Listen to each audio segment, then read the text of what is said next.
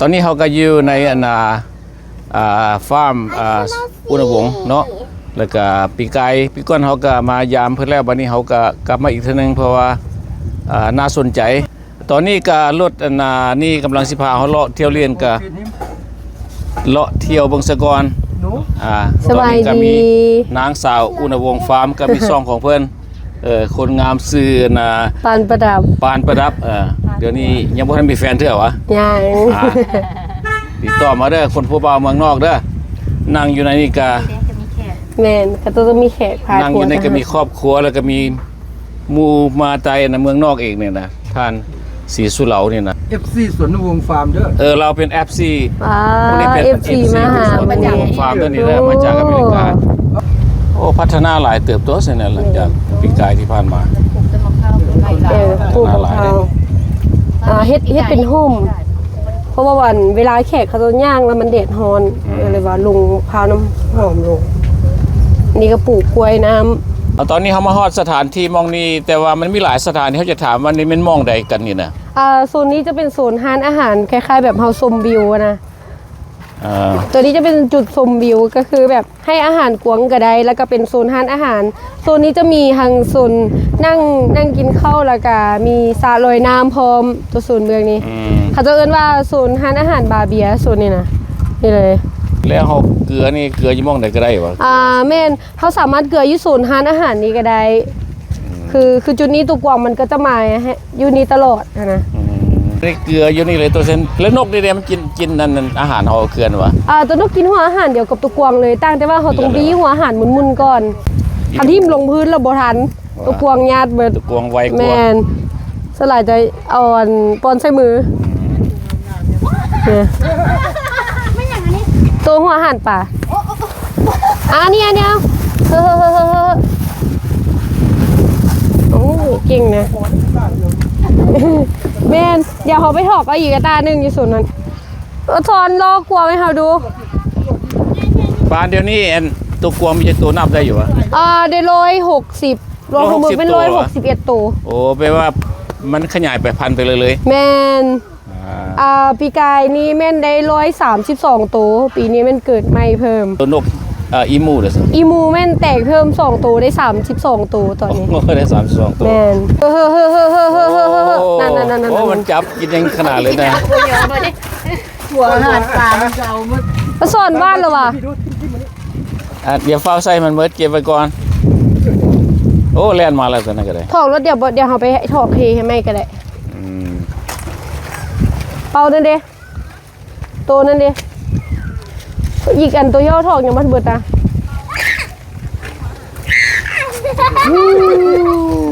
เอาสาวสวนอนุวงศ์มันเป็นอย่างเส้นตัวนี้คือแปลงหมูไทยนี่นะแล้วฝนเข่าเลยดิฝนเข่าแล้ววะแมนตัวไหนที่ว่าฝนเข่ามันจะเกลือขี้ตมคล้ายๆแบบกบกินบ่ให้แมงไม้มาตอมไม่เฮ็ดเองป่ะแมนสังเกตเบื้องตัวไหนที่ว่ากำลังจะฝนเข่ามันจะเกลือขี้ตมเห็นปะแต่ละตัวมันเกลือขี้ตมบ่ตัวนั้นฝนเข่ากันวะกำลังตัวไหนที่ว่ากำลังจะฝนเข่ามันเกิดขี้ตมเบิดแต่ว่าตัวนี้เห็นฝนแล้วตัวนี้เข่ามันร่นเองวะแม่นปีนึงมันจะร่นเข่าหนึ่งแต่ละตัวอันนี้ก็สิร่นเกินบ่แม่นแต่ละปีมาทุกๆเดือน11หรือว่าเดือน12ไม่มันจะร่นเข่าก็คือสุดแบบนี้เลย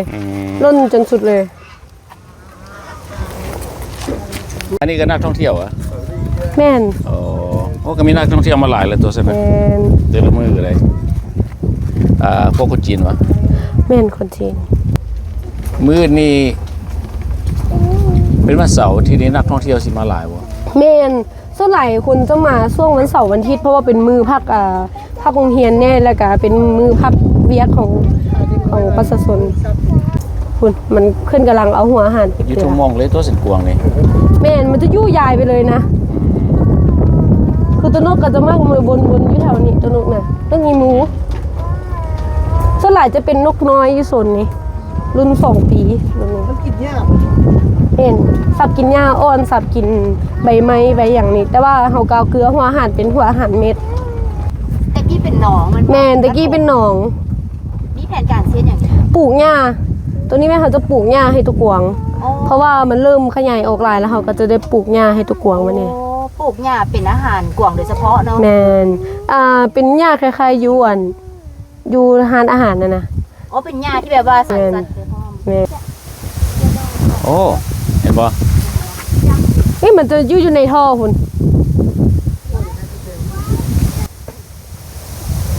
เอิ้นว่าช่วงบีบไข่ ตัวนี้ มัน เลย จะจับคู่ อันนี้ก็ว่าซ้ำกับว่านกบธรรมชาติแล้วได้นี่ แม่น บ่ปล่อยไปตามธรรมชาติบ่เต้นจะซ้ำกบยองน้อยบ้านเฮาน่ะ บ่ได้เกลือหัวอาหารแล้วได้โซนนี้นะ โอ้ จะกินแมงเม่า หลายแท้ กินแมงเม่าแมงไม้ไป อืม เดี๋ยวมื้อแรงนี้ฝนตกนี้เขาจะไปอัน มันบ่ออกไปข้างนอกวะ เขาอ้อมมันกำแพงออกไว้เบิดเลยเด้มันก็ ก็อยู่นี่ อยู่ในนี่เลย กำลังเสียดจองกระเต้นย่องไปเห็นบ่เยียบคือมีความสุขแท้อายนี่อายนั่นบ่มีอันน่ะตัวอึ้งวะ ตัวอึ้งบ่มีนะ บ่มีวะบ่อยากเอามาเลี้ยงวะ มีมันต้องได้เลี้ยงใส่ขี้ดินทรายตัวอึ้งนะ วะ แม่น นี่มันปีนออก ปีนออกวะ แม่น เก่งปานนั้นว่าตัวอึ้งนี่ แม่นตีนมันเหนียวเด้อมัน วะ เกาะอันนั้นออกได้เกาะกำแพงออกได้ โอ้มองนี่แห้งหลายมีหยังล่ะ จวดกันเองอะ แปลว่าเมื่อคืนนี่ฝนตกมันแห้งขึ้นมาหลาย แม่น ใช่ปะ มันก็จะห้องจับคู่แล้วบัดนั้นน่ะ เออ ตัวผู้ก็จะห้อง อืม จับกันเป็นคู่แล้วก็บีบไข่ กระย่านมันก็ตื่น คุณอายคุณถึงคุณมันลี อืมลี ฟ้าลมมือนี่เย็นขนาด หลายๆเนาะมันลีกันอยู่พี่เบิดอันนี้ของว่ากบธรรมชาติแท้ๆเลยนี่ปล่อยแบบธรรมชาติโอ้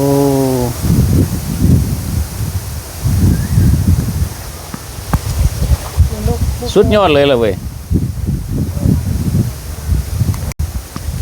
มีนี่กี่อีกบาทนี่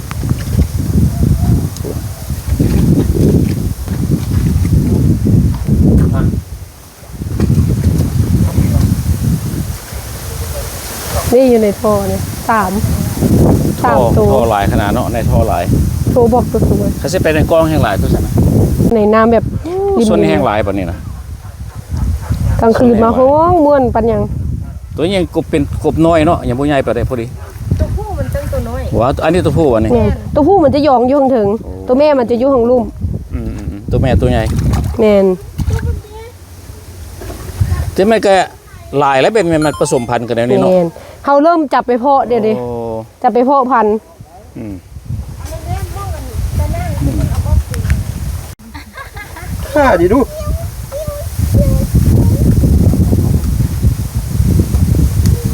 นี่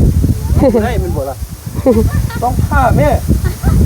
มันบ่มีแก้วคือคนเกลือเด้อ แมน โอ้ยมันเกี่ยวกันอย่างกับเกี่ยวกันอย่างกับเรา คนเกลือก็บ่มีแค่วใช่ไหม เป็นไผ่สร้างมูลตัวโซนนี้ ว่า เขาจะเอิ้นว่าเป็นอุโมงค์ไผ่สร้างมูลส่วนเมืองนี่นะเขาจะปลูกไผ่อ้อมไปเลย เพราะว่าเพื่อให้มันเนี่ยมันห่มเย็นเกลือ แมนตัวนี้มันไซส์ลำได้เป็นไผ่ไม้ตันแล้วก็ลำใหญ่ อืม ประเภทโน่กับแกงแซ่บคือกัน สอนเป็นคนเท้าคนนะมันอยากกินมาก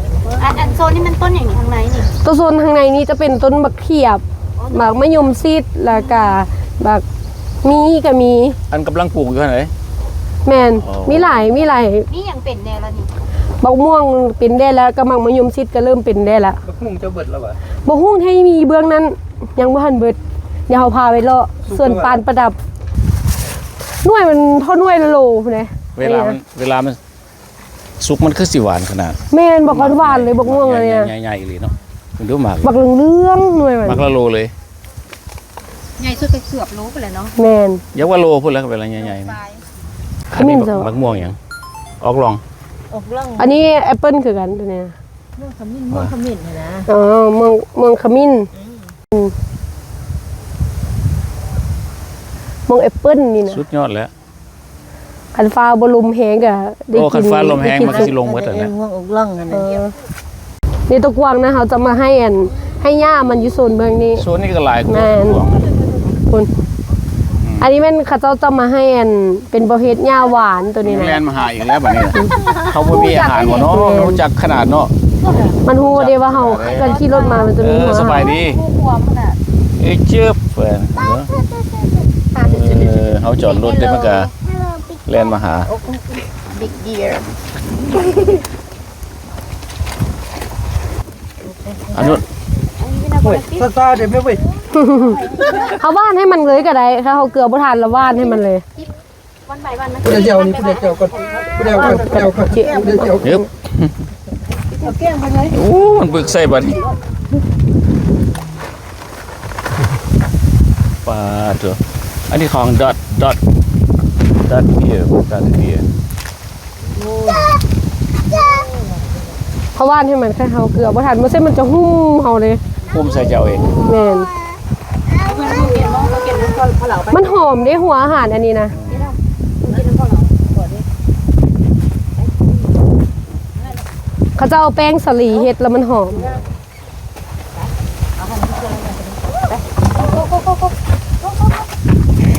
มีทุกบ้องก็ ระวังตรงนี้เขามันจะฝนเขาเดี๋ยวตัวที่ว่ามันฝนเขาแหลมนะเห็นบ่มันปอกเขาเฮิน โอ้ยชื่อผู้สาว จะไปใกล้ตัวมีเข่าเด้อเอาไหลจะจบให้หมูดิที่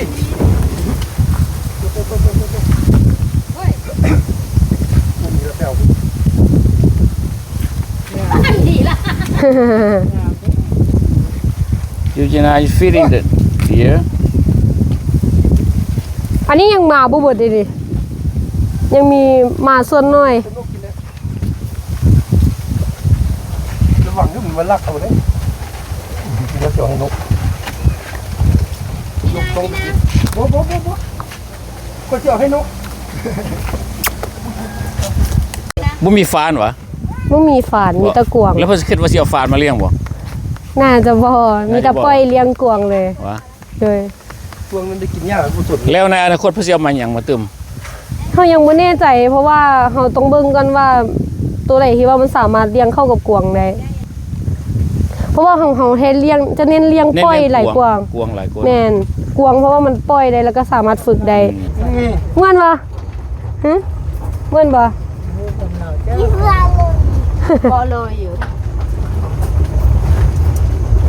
ถ้าบีบแกมมันก็แล่นมาอีก อืม สาว รู้จักควง โอ้แล่นนำเอาเนาะ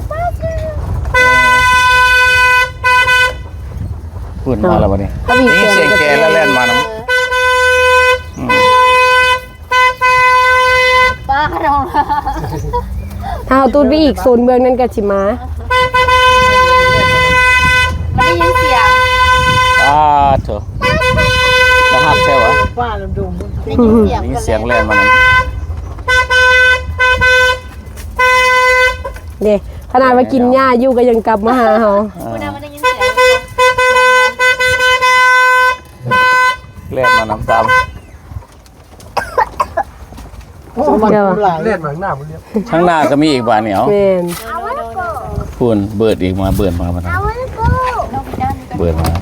จิ ลงเกลือได้บ่เป็นหยัง อาหารมื้อกิน ยังยังล่ะ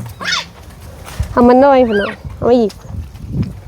แสดงว่ากวางเจ้านี่กินเบิดมือตัวซั่นน่ะ แม่นกินได้ตลอด แต่มันก็ตุ้ยๆแล้ว กิ ซั่ น น ได้ตลอดกินตลอดนี่ ถ้าเป็นประเภทขนมนี่กินได้ตลอดเลย หมดแล้ว คุณพ่อเพิ่นอ้วนเพิ่นงาม ปานเขาจะว่าเขากวางอ่อนเอาไปขายเป็นราคา แม่น บ่โอ้ คนจีนเนาะมันซื้อเท่ แม่นสลัดเขาจะเน้นซื้อเป็นเขาประเภทนี้ ประเภท เขากวางอ่อน ประเภทตัวนั้น แต่ว่าเฮาแทบบ่ได้ตัดขาย อ่า เฮามีแต่ปล่อยให้มันรุ่นธรรมชาติเลย คันแบบว่าเกิดออกมาก็มีแต่ตัวแม่ก็ว่ารวยเนาะ แม่ เกิดมาแล้วมีแต่ตัวผู้แล้วสวย ต้องได้รุ่นบางปี ปีใดได้ตัวแม่หลายก็เป็นโซ่เฮาตัวใดตัวผู้หลายก็ดีอยู่ก็ได้พ่อพันธุ์ไป ต้นไม้นี่เขาเจ้าบ่เฮ็ดแบบนี้แปลว่ากวางกินหมดเนาะ แม่นถ้าบ่อ้อมแบบนี้แล้วแม่นตัวกวางมันจะอันเข้าไปเถือแล้วก็ตัวแม่มันก็จะไปกิน คือตัวผู้มันจะฝนเขามันก็จะเอาเขามันซีดสินะแล้วมันจะเฮ็ดให้ต้นไม้เฮาตาย ตาย แม่น ส่วนบักกล้วย สวนกล้วย กล้วยบักกล้วยน้ำบ่ กล้วยน้ำกล้วยหอมปนกัน คือตัวนี้ฮะนั่นเป็นกล้วยน้ำตัวนี้นะ ไปขายเยอะ อยู่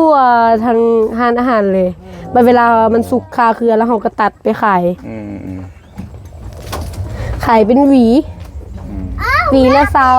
25,000กล้วยนี่เฮาถ้าเฮาบ่อยากขายก็สามารถเกลือตัวสัตว์ได้ตัวนี้นะ โอ้แม่นวะ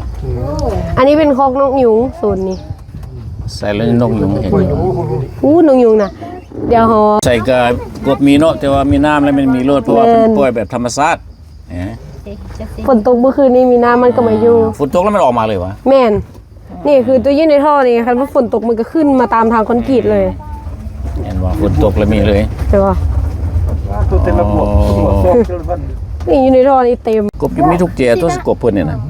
ตัวเหลืองๆนะ คุณน่ะอยู่ในท่อเต็มอันยาเลยนะกบเนาะ อยู่ไหนเนี่ย Yeah, that's a lot of frog. You wanna go catch the frog? กูคิดเยอะ ตอนนี้ก็แห้งหลาย Grandma wanna eat. โอ้เต้นไปที่วันนี้ Fatima, go, go. นี่ลองย่างไปไล่มันใช่ป่ะย่างไปมันก็ไปเลย จุ่มจำอยู่ Catch frog. นี่ตัวกบในวะ เนี่ยตัวนี้ก็หมูบอยู่ฮะจบเตรียมเต้นแล้วตัวนี้ เต้นเอาแม่เต้นแม่จุ่ม Grandma wanna eat. โอ้เขาบ่เห็นมันเนาะมันรีอยู่ปลายหญ้าพี่เอ๊ะโอเคย่างไปจงเห็น เป็นเหยียบเนาะ เห็นป่ะ ใช่เหรอ เต้น นี่ย่างมามิแต่ตัวน้อยๆยังน้อยอยู่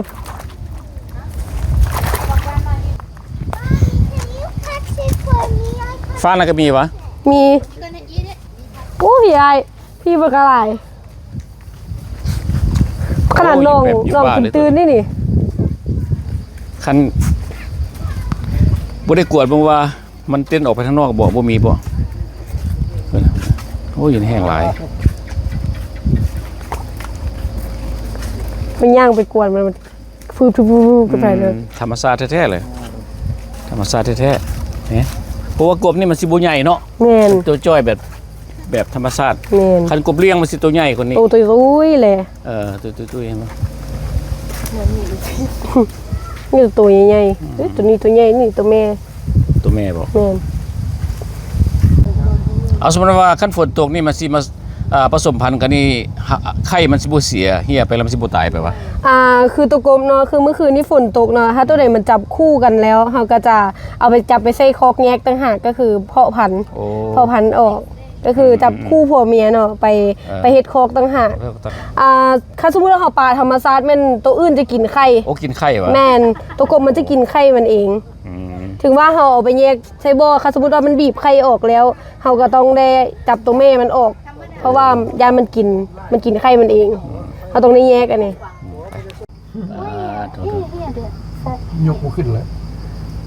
ลองบ่ It's dirty. Yeah, dirty. ไปจับได้ เพิ่นยังจับกบ จับกบได้ อาหารมื้อแรงนี่ก็แสดงว่าต้มส้มกบ ต้มส้มกบผัดเผ็ดกบ ผัดเผ็ด ปิ้งกบ ปิ้งกบ แม่น แต่ยังว่ากบธรรมชาตินี่เขากินแต่ว่ากบเลี้ยงเขาบ่อยากกิน ซีนมันแน่นดี เห็น เด้ มันแน่นี่เขาบ่ได้ให้อาหารอย่างเลยตัว บ่ เห็นว่า อันนี้ปล่อยกินธรรมชาติเลย หมอมันก็หากินได้จนอิ่มได้จังได๋ ก็มีเมียงไม้ เขาได้ใต้ไฟให้มันอยู่อ่ะ แม่นส่วนหลายเขาจะไต่ไฟแคมทางแล้วแมงไม้แมงอย่างมันก็จะออกแม่น สวยว่านั่นน่ะโอ้มันรีอยู่นี่ว่ากบจับแม่แคชจับให้ลูกจับแม่ No, not scared. I'll help you. Go, go. จับแม่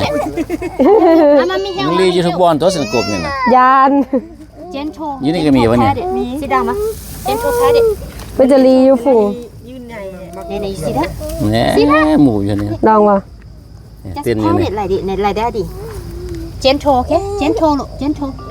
Pat it. Gentle. อยู่น่ะเอาตัวไม้เหรอเอาตัวไม้ ไปวันนี้เฮาจิพาไปย่างเลาะเบิ่งบักฮุ่งสุกว่าจิมีบ่อันนี้สวนปานประดับเลยนี่ซื้อสวน ซื้อส่วนปานประดับ แม่ เอง นี่สุกกันแต่ว่าน้อยเด้ดูนั่นก็มี สุกบักหลายหน่วย นี่ว่านี่ก็สุกเลยเด้ แม่นตัวนี้ก็สุกแต่ว่าหน่วยน้อยพุ่น โอ้ ทางในพุ่นก็มี บัดออกมาค่อยเก็บ โอ้มันก็หลายตัวซั่นน่ะหลายอยู่ แม่น สูง เขาย่างไปเลาะเบิ่งเนาะบางทีได้หน่วยใหญ่ สุกขาต้นเลยนี่ ออกมาค่อยเก็บ สุขาต้น อู้พุ่นทางในพุ่นก็ยังมีอีกพุ่น เสื้อเจ้าของก็แบบนั้น ปานประดิษฐ์บ่ธรรมดาเด้อปานประดิษฐ์ เจ้าของเพิ่นบ่ได้ โอ้บักฮุงหน่อยนี่ก็สุกขาต้นเลยตัวนี้น่ะ จัดการ ตัวนี้มันใหญ่เนาะ เก็บได้บ่นี่น่ะ เก็บได้ ไปเอา ผู้ ไหม สุก ไปปิดเอาเบิ่ง วันนี้ เจ้าของ เขา เพิ่น เก็บ อ บัก นุ ฮุง ญาต สุ ละ ก นางปานประดิษฐ์อนุญาตละเจ้าของเพิ่น ไปเก็บบักหุ่ง เสร็จ เก็บบักฮุง เอาไหม สุก ปิดเอาเลยนั่นน่ะ โอ้สุขาต้นนึง สุกขาต้น โอ้นี่แหละของแท้ เป็นตะอ้วนเขี้ยวทีนี้เนาะ เป็นตะมายาม เป็นตะมายามเลยเด้อส่วนอุณหวงศ์ฟาร์มนี่มีหลาย ๆ อย่างที่ว่าอันให้เฮากินได้นี่นะ มีทางบักฮุงสุกมีทางบักกล้วยพร้อม แม่นละ เข้ามานี่มาฝากทองวันนี้เลย แม่น กูมี กวงผู้ ก็หลาย กวงผู้ก็แต่แม่หลายกลัวพุ่นน่ะแหนมเบิ่ง ของงามเนาะ ซ้ำนี่อายุจักปีนี่ 4 ปี ประมาณ4 ปี ช่วงป้านี่ไว้กับเป็นกัน กบนี่บ่ได้ขายพนักปาน ถ้าสมมุติว่ามีลูกค้าเขาจะสนใจอยากซื้อเฮาก็ขายคือกัน ว่า ขายเป็นกิโล ขาด1กิโล แม่นแล้วตามท้องตลาดเขาก็ขายราคาหลุดจากตลาดหน่อยหนึง อืม นี่เขาจะพาไปเบิ่งสวนพร้าวน้ำหอม ไป ส่วนพร้าวน้ำหอมที่ว่าตัวนี้เขาปลูกแต่ต้นน้อยๆมาเลยตัวนี้นะตัวน้อยงูขวามคืออย่างนี้ตัวน้อยๆนี่ และจิบ กันนกกันนี้ เป็นปากกันร้อย ยังอ่อนๆอยู่ยังเป็นนั่น สบาย ในยังบ่ทันเป็นอันนั้นเนื้อเพื่อนี่นะ ข้าวหอมกันแต่บ่ พร้าวน้ำหอม หอมกัน แม่น เริ่มเก็บคน ว่ากบนี่เป็นล้านๆตัวมันตัวนี่นะ ไปวอลตลาด เนาะย่างไก่เนาะ ดอกยอมก็ได้ล้านเลย อะไรอันนี้กิ่งเป็นเดินนี่ฝนตก มีแต่ของกินเนาะมีแต่ของกินมึงดูข้าวก็อยู่นี่ ขนาดบักข้าวก็ได้ ว่าฝนตกมา2มื้อหนึงกบไปอ้อมทีบ นี่ที่ได้ เมื่อฟาร์มพุ่นน่ะกบก็ แก ได้ งนอดโคกุนอ่ะ ไม่ว่าตัวกบนะ หมดเลย โอ้แมวนี่เรียบหัวเด้เหมือนเนี่ย โอ้โคมกันอยู่ 2ตัว3ตัวพุ่นน่ะไปค่อยไป กลางคืนเนี่ยไตไฟเสื้อแล้ว ไฟอะไรเลย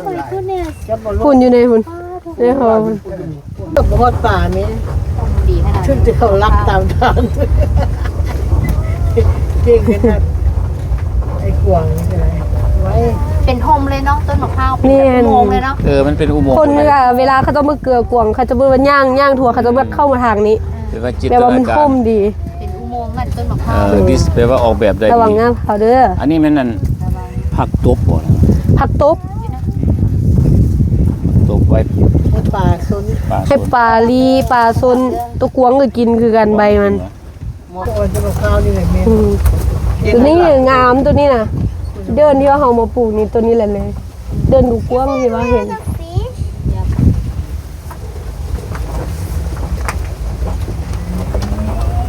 ต้นนี้งามดีเลยตัวนี้ แอปซีเจ้าถามว่าลิตรดินมีจากไรปาน 100 เสาไร่19 เฮกตาร์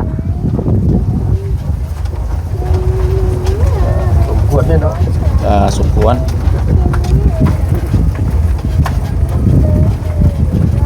เราบอกว่าแบบดี โอ้ อัน น้ำ นี้รถไปเลยดินี่ ฮะ รถไปได้ โอ้มาเฮ็ดเป็นตะยานคือเท่านี้ คือมันเป็นหนองเลยอ่ะแต่ว่าไปได้ปลาน้อยก็มี ใช่แล้ว นี่ คือบ่บ้านปลาคือบ่เอาปลา เราจะจอดนี่ จอดอยู่เหรอ เขาบ่ลงก็ได้เด้อเขาอยู่ทางรถละบ้านใช่ไหมก็ได้เอาไว้ยานมันเกิดไข่นะเขาจะมื่น จนนคร ใช่พี่ใช่เพิ่น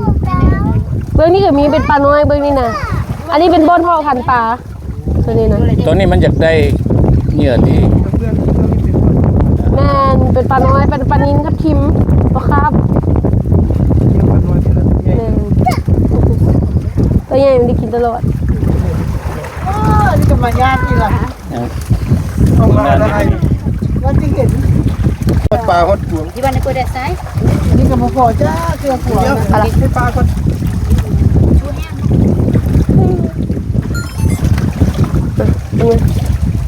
Where's fish? I มาเด้อไอ้เขียนเด้อ เอามีคันนึงมาแล้วผีเพิ่นได้มีรถคันนึงมาไปเลยเพิ่นไปได้บ่ล่ะ โอ้ วางนี่ที่มันบ่ไป เอานี่ไป อ๋อแล้วนี่เขตของเรา สบายดี อ้าวโอ้ หัวหน้าใหญ่มาบ่นี่พอดีหัวหน้าใหญ่มาสบายดีเด้อ อาหารคือบ่อนั้นให้เขาเจ้าขึ้นมาเลยว่ะปาน บุไปกินอยู่อันคาเฟ่อะ กินอยู่พุ่นวันแล้วสิกินอยู่พี่ คาเฟ่ กิน บ่ อยู่นอกดีกว่าบอก กินอยู่บ่ก็ได้อากาศมันเย็นแล้ว ได้ กินอยู่นอกดีกว่า บอกให้เขาเจ้าจัดมาที่ซะเถอะ โอเค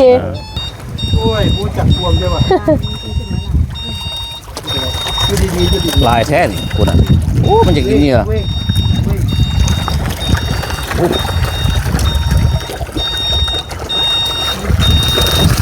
โอ้โห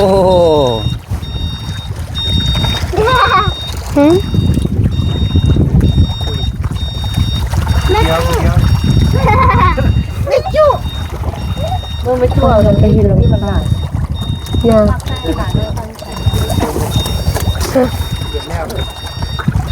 มันหมดเลย นี่นะไปตัวไว้อยู่นี่ มีหลายสีเนาะมีปลา มีปลาทับทิมปลานิลปลาคาร์ฟ มี ก็ป่นกันเลยเนาะ แมน เรียกกันได้เล ปลาย ไหนก็บ่มีแม่นปลาไหนน้ำบ่นะ ปลาไหนก็มี ปลาไหนก็มีเนาะ อาหารห้องแอร์โซนนี้ อืม หายกับปลูกแล้วไม่ตอนนั้นอายเรามายังไม่ทันแล้วเลย แม่น มาวันนี้ตอนแล้วเราก็จะพา เขาอยาก ไป ไป ทั เบิ่ง วร์ ว่าเพิ่นเฮ็ดแนวใดคือว่าเบิ่งคือว่างามกระเดียกระดอ เนาะ เอาเข้าไปในทางไหนบ้าง ไป ก็ โซนนึงนี้ก็จะเป็นโซนขนม โซนขนมบ่ อันนี้แม่นนั่นมีแบบธรรมดาแบบ เครื่องดื่ม เครื่องดื่มเครื่องอย่างธรรมดา แม่น อ่า เครื่องดื่มเป็นพวกน้ำส้มน้ำหวาน ห้องน้ำให้อย่างห้องในสบายเนอะแบบสะดวกสบาย อันนี้เป็นห้องซ้ายห้องยิง ห้องน้ำบอลของผู้ชายอยู่นี่ผู้หญิงอยู่นี่ โซนในฮันเป็นห้องครัว ห้องครัวอยู่ไหนวะ แม่นแต่ว่าเขาบอกเข้าไปกันได้ โอ้อันนี้เป็นเคาน์เตอร์ธรรมดา เป็นเคาน์เตอร์เบอร์เนี่ย งาม เว ก็ ลา ใช่ไหมแปลว่าเพดานก็คือว่างามดีเนาะ แม่น มี ลำโพงแบบ JBL ตอนนั้นบอกลำโพงให้บอกลำโพงเปิดเพลงแล้วก็มีแอร์ ติดแอ แอ ร์ ร์ติดแอร์ดูเพราะว่าเป็นการตกแต่งกับธรรมดาเนาะบ่มีห้องสีสันงามดี ใบ บ่แม่น อนุญาต อนุญาตก็ถือว่าเขาเบิ่งไปข้างนอกมันก็แจ้ง เอ๊ะ เห็นบ่มันแบบว่าประตูเลื่อนเรียบร้อยแล้วก็เฮามันเบิ่งเขาว่าเห็นไปมีแต่แก้วก็เป็นกลาสไปนั่นก็เฮาเบิ่ง เดี๋ยว ไป มัน ว่า ก็เห็นตัว มันธรรม สัต ชาติ ว์ มัน เล เลย ยแจ้งไฟพอเพียงพอจะมันบ่ได้ว่ามืดบ่จำเป็นเฮาสิไต่ไฟ แม่น ก็ถือว่าบัดนี้พื้นคือกันเนาะบ่พื้นกับปังงานติดตากะโล ก็ถือว่าได้ระดับสแตนดาร์ดเขาบ่อยากนั่งทางนี้กับมีผู้นั้นก็นั่งทางนั้นบ่มีโซฟาเห็นบ่ แม่นส่วนหลายลูกน้อยเขาจะมักนั่งอยู่โซนเบืองนั้นแม่น ว่าโซฟาสีแดงข้างหลังก็คักเลยนะก็นั่งให้ก็ได้ก็ถือว่าเยี่ยมเนาะอันจัดได้ดีแล้วก็ออกแบบได้ดีก็กว้างขวางรับแขกได้ก็ถือว่าหลายสมควรเนี่ยนะถ้าหากว่าใครบ่อยากกินอาหารอยู่ทางไหนแล้วมันออกมาข้างนอกนี้ความสะดวกมีหลายเด้อแล้วก็มีห้องน้ำอยู่ในพร้อมแล้วก็ถ้าหากว่าเด็กเล็กเด็กน้อยหมาก็มีบ่อนอาบน้ำอยู่นี่สวิงมีพูลอยู่นี่มีห้านค้าทางนอกอีกห้านเบียร์ห้านอย่างพร้อม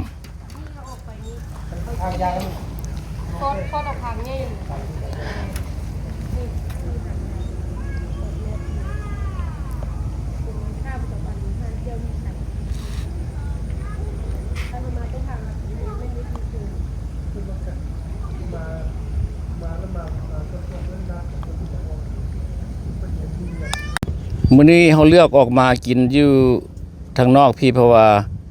อากาศก็พอดีงามแล้วก็บ่ร้อนหลายคันแม่นว่าอากาศร้อนๆเฮาก็สิได้กินอยู่ทางในพุ่นห้องแอร์พุ่นทางนอกคือว่าบรรยากาศมันก็คักกลัว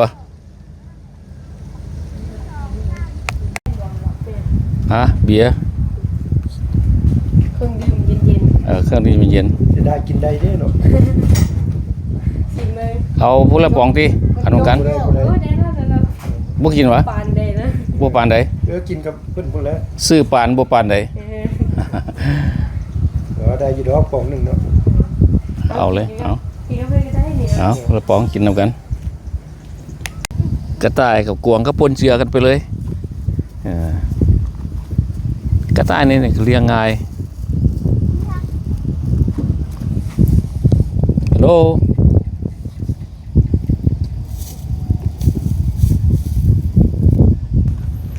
อันนี้ก็เจ้าของบ่เป็นเจ้าของดอกเพราะว่าเพิ่นน่ะเป็นผู้เฮ็ดเวียกอยู่นี้เป็นผู้บริหารอยู่นี้ชื่อเซิกน้องทรายนี่แหละก็มีมื้อนี้ก็มีอาหารแกงหน่อไม้แกงหน่อไม้แล้วก็ปิ้งกบแล้วก็ผัดเป็ดกบแล้วก็มีปลาพันปลามีแต่อาหารแนวดีๆอันนั้นเป็นอาหารออกจากฟาร์มนี่แหละ